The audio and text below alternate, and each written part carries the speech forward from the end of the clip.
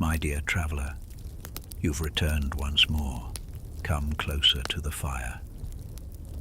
Can you hear that wind outside? It reminds me of the northern reaches, where the air bites sharp and the ground stays frozen even in summer. I want to tell you a special story tonight. Here, let me pour you some cloudberry tea tonight.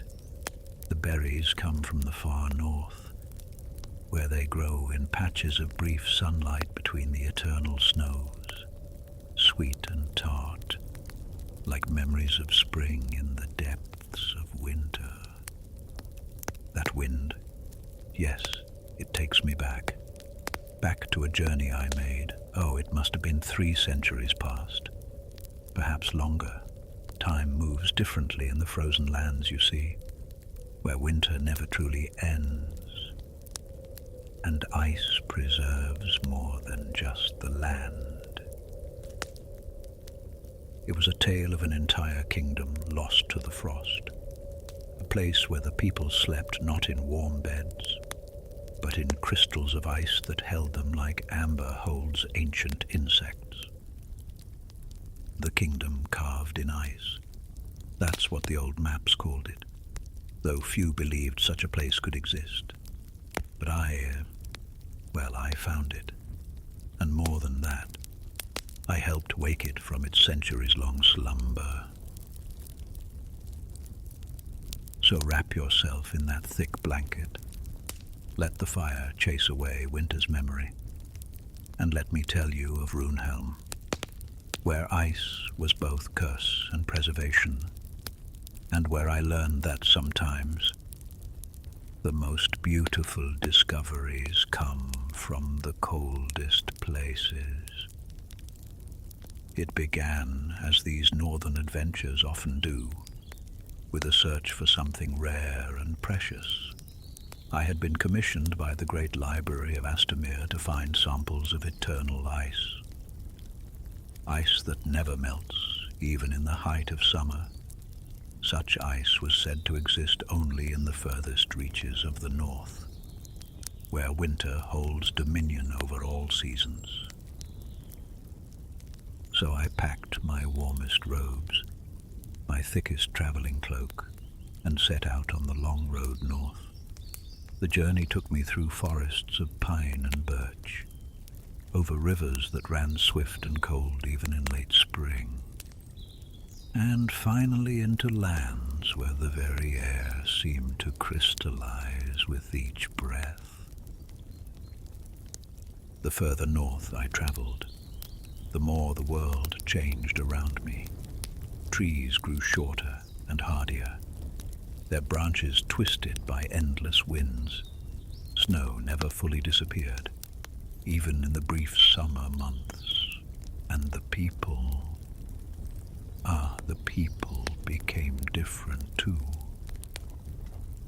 It was in one of these remote northern reaches that I first encountered the Frostwalker clan. I had been following what I thought was a hunting trail when I crested a low hill and saw them, a cluster of hide tents arranged in a perfect circle, smoke rising from central fire pits, and all around the signs of a people who lived in harmony with the harshest land imaginable. They were unlike any folk I'd met in my long travels, tall and broad-shouldered, with hair the color of winter wheat and eyes like chips of glacier ice. Their clothes were made from the finest furs, their tools carved from bone and antler, and their knowledge of the frozen lands was deeper than the ice itself. The first to approach me was a man they called Bjorn, a hunter of extraordinary skill who could track a snow hare across stone and put an arrow through a falling leaf at 50 paces. He moved with the quiet confidence of a great hunter. You should have seen his face when I introduced myself as a wizard, dear friend. He stopped dead in his tracks, looked me up and down as if I were some mythical creature, which I suppose to his people I was. "A wizard," he said, his voice carrying that distinctive northern accent. "We have heard tales, stories told by the fire on the longest nights, but never have we seen one with our own eyes." The entire clan gathered around me within minutes, men and women emerging from their warm tents, children peeking out from behind their parents' legs. They had never encountered magic of the sort I practiced. Their own relationship with the supernatural was more primal. They spoke with the spirits of wind and snow, read signs in the northern lights, but spellcraft as I knew it was foreign to them. They were fascinated, and I, truth be told, was equally fascinated by them. Here was a people who had made the frozen wastes their home, who thrived where others would perish, who found beauty in landscapes that would terrify southern folk. Bjorn, as their most skilled hunter and their unofficial leader, became my guide and companion. When I told him I sought eternal ice, that I was searching for places where winter's magic was strongest, his glacier blue eyes lit up with understanding. "Ah," he said, nodding slowly, "you seek the deep ice, the ice that remembers. We know of such places, though we do not often venture to them. They are dangerous, full of old magic that sleeps fitfully." He told me of a place 3 days' journey further north, a valley that appeared on no maps, where the ice never melted and strange lights danced even in daylight. The clan had legends about it, stories passed down through generations, of a great kingdom that once stood there before the long frost came. Runehelm, he called it. Using the old tongue, the kingdom carved in ice. Now I had heard whispers of Runehelm in the great libraries, fragmentary accounts written by explorers who claimed to have glimpsed it from a distance, but scholars dismissed these as fanciful tales, myths born from too many nights camping in the howling wilderness. But Bjorn spoke of it as fact, as a real place that his grandfather's grandfather had seen with his own eyes before the clan learned to avoid it. "Why do you avoid it?" I asked him that first evening as we sat around their central fire sharing stories and fermented mare's milk. Bjorn was quiet for a long time, staring into the flames as if seeking answers there. Finally he spoke. "Because it dreams, wizard. The whole place dreams, and sometimes in the deep winter when the wind is still, we can hear the dreams calling to us. It is not a place for the living." Well, dear friend, you know how such warnings affect old wizards.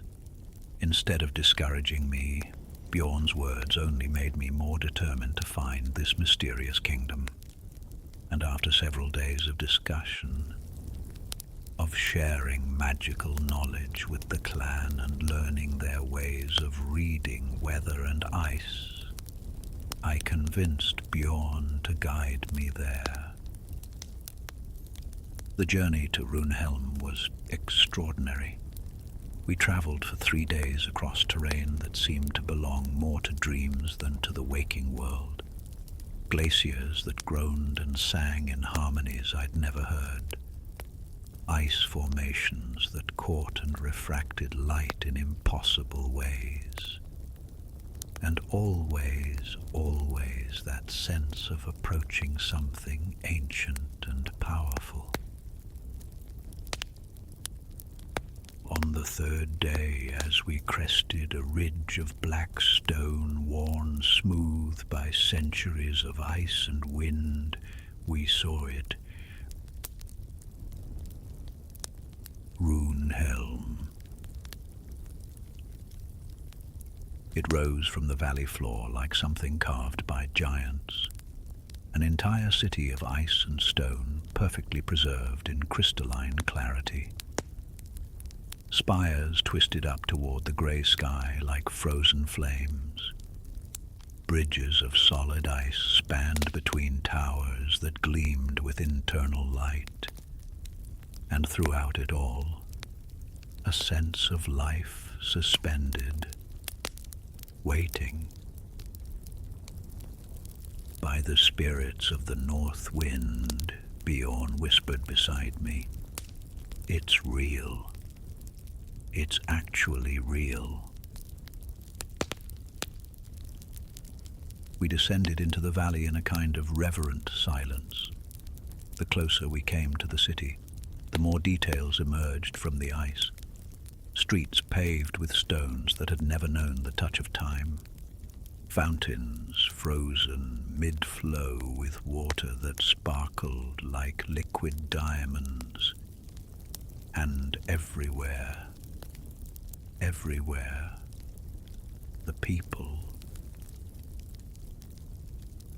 They stood in doorways and market squares, sat at tables in what had once been taverns, walked along streets they would never complete crossing, all of them perfectly preserved in ice, their faces peaceful, as if they had simply chosen to rest for a moment and never awakened. It was beautiful, dear friend, and terrible, an entire civilization caught in a single moment, suspended between one heartbeat and the next. Bjorn and I walked those frozen streets in wonder, examining the incredible preservation, the artistry of the architecture, the daily life of a people trapped in crystal time. The ice that held them was unlike anything I had ever seen. Not the rough, cloudy ice of winter ponds, but something clear and perfect as the finest glass.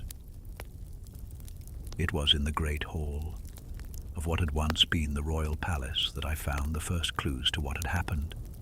Carved into the walls in runes I could just barely decipher was the story of the long frost.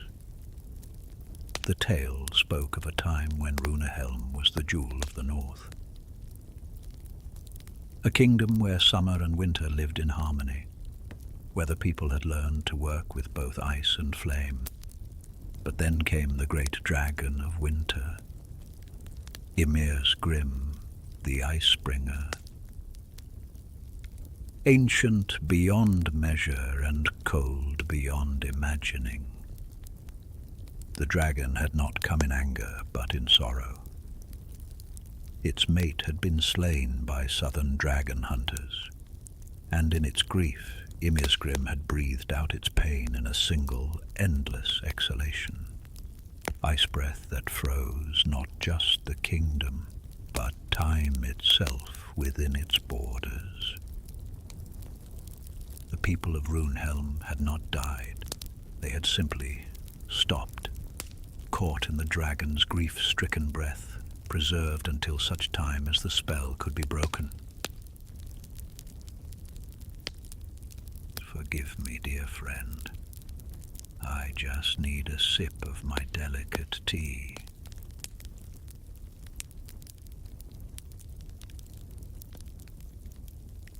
Now, where was I? Ah, yes, now reading those ancient runes, understanding the nature of what had befallen this place, I began to see possibilities. Dragon magic, even magic born of sorrow, follows certain patterns. And if I could understand those patterns... The ice that held Runehelm was not natural. It was crystallized time itself, held in place by the dragon's prolonged grief. But grief, even dragon grief, cannot last forever. And I knew spells that could work with time magic. Carefully, gently, like a healer working with a delicate wound. I spent 2 days studying the spell work that held the kingdom, learning its rhythms, understanding its nature. Bjorn helped.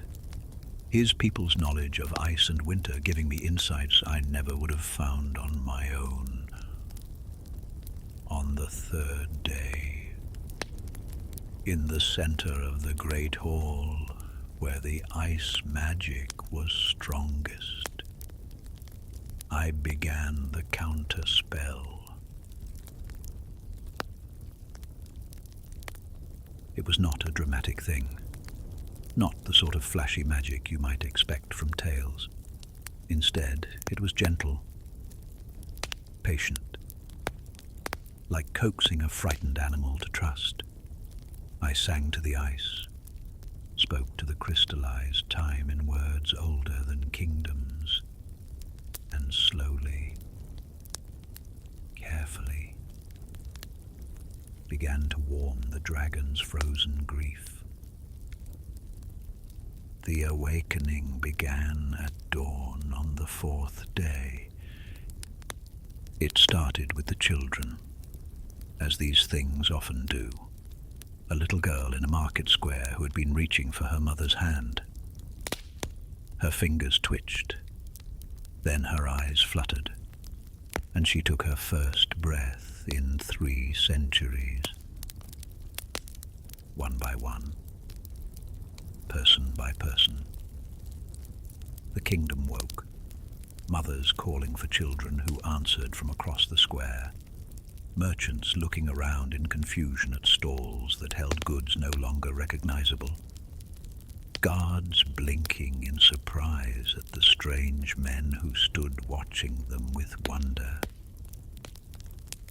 The first few hours were chaotic. Imagine, if you will, an entire city waking from the same dream at the same moment. The confusion, the questions, the gradual understanding of how much time had passed. But these were northern people, hardy folk accustomed to adapting to harsh realities.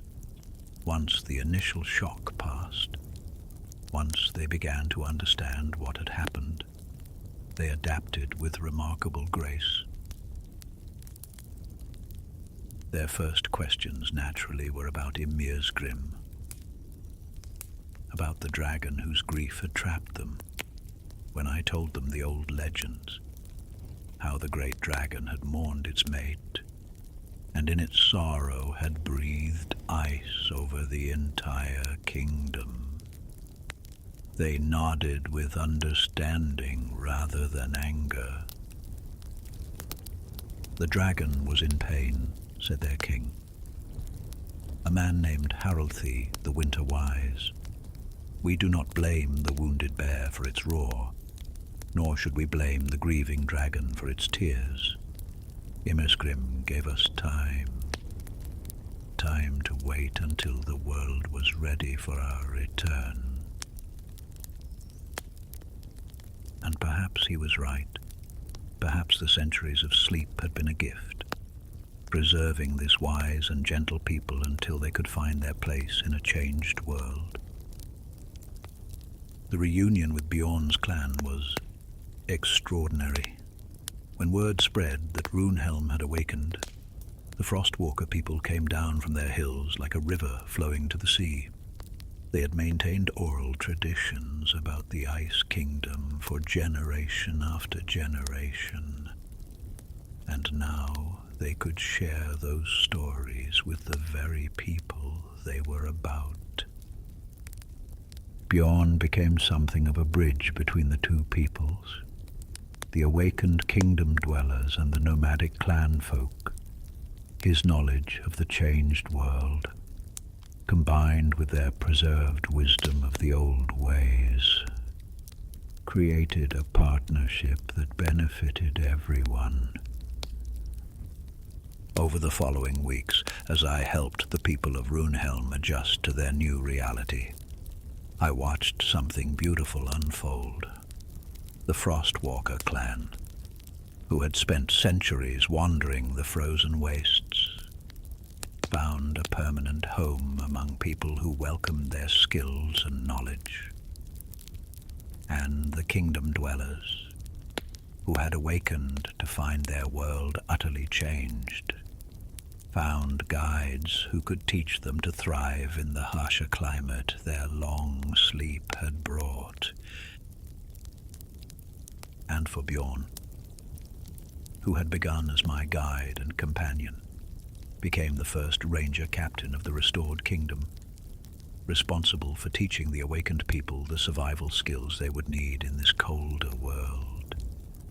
His bow and arrows, which had seemed so primitive when I first met him, proved perfectly suited to the new Runehelm's needs.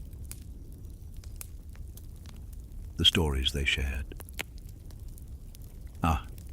those were precious beyond measure.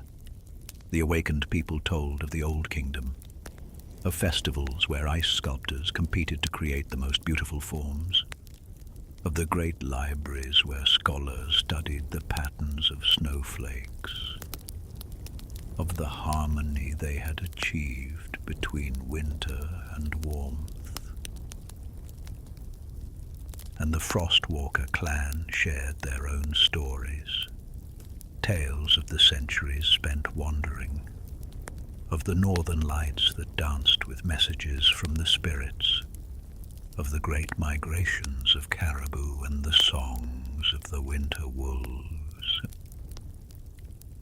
I stayed with them through the first turning of the seasons, helping where I could as they rebuilt their lives, watching children who had been frozen mid-play learn new games from clan children who had grown up under open skies, seeing elderly kingdom dwellers share their preserved wisdom with nomad elders who had kept the old ways alive.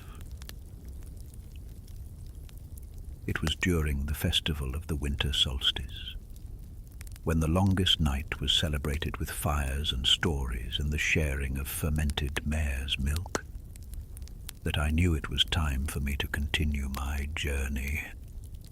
The farewell was difficult. These people had become dear to me. Their courage in adapting to a changed world, their grace in welcoming strangers, their determination to build something new from the marriage of old wisdom and hard-won experience. Bjorn walked with me to the edge of the valley, carrying his bow and wearing the new cloak the kingdom's weavers had made for him, a cloak that combined the practical fur-lined warmth his people favored with the embroidered patterns that were Runehelm's specialty. "Thank you, wizard," he said, as we stood looking back at the city that now glowed with warm lights instead of ice-trapped time, for giving us back our legends, for making the old stories real again. "Thank you, Bjorn," I replied, "for teaching me that some of the greatest treasures are the people we meet along the way, and that home is not always a place we're born to, but sometimes a place we choose to build together." He gave me a small carving before I left, a piece of eternal ice shaped into the form of a snowflake. "So you'll remember us," he said, though as if I could ever forget. I carried that carved snowflake with me for many years, a reminder of the kingdom that lived with the ice, of the people who chose to build bridges between old ways and new, of the hunter who became a guardian and the villagers who learned to hunt. Sometimes on the coldest winter nights, when the wind howls around this old tower like the voices of the far north, I take out that little ice carving and remember the kingdom carved in ice, where time stood still until love and understanding could set it flowing again. And I wonder, in my more fanciful moments, if somewhere in the great frozen north, the lights in Runehelm's towers still burn warm against the endless winter, and if Bjorn still stands watch on the walls. His bow ready, his eyes scanning the horizon for travelers who might need guidance through the cold. I wonder. And so, my dear friend, that is the tale of the kingdom carved in ice, a reminder that sometimes the most beautiful discoveries come not from finding what we're looking for, but from finding what we never knew we needed. Bjorn and his people found a home. The people of Runehelm found guides for their changed world. And I found a lesson in the power of bringing different worlds together. The eternal ice I had sought. Well, I never did collect samples for the great library, but I brought back something more valuable. Stories of people who learned that preservation and adaptation can work hand in hand. That the old ways and the new ways can create something stronger together than either could alone. The fire grows low now, and my old eyes are heavy with the weight of memory. That carved snowflake sits on my desk even now, still perfect, still cold to the touch, still carrying within its crystalline structure the memory of that frozen kingdom and the people who brought it back to life.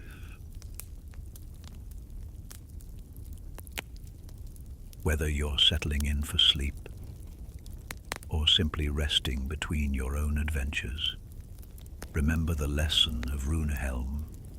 Sometimes the most magical thing we can do is help others find their place in a changed world. And sometimes the greatest treasure is not what we discover, but who we discover it with. Rest well, dear traveler. May your dreams be filled with northern lights and warm hearths. May you always find guides when the path grows cold. And may you never forget that even the deepest winter eventually gives way to spring. Sleep now. Sleep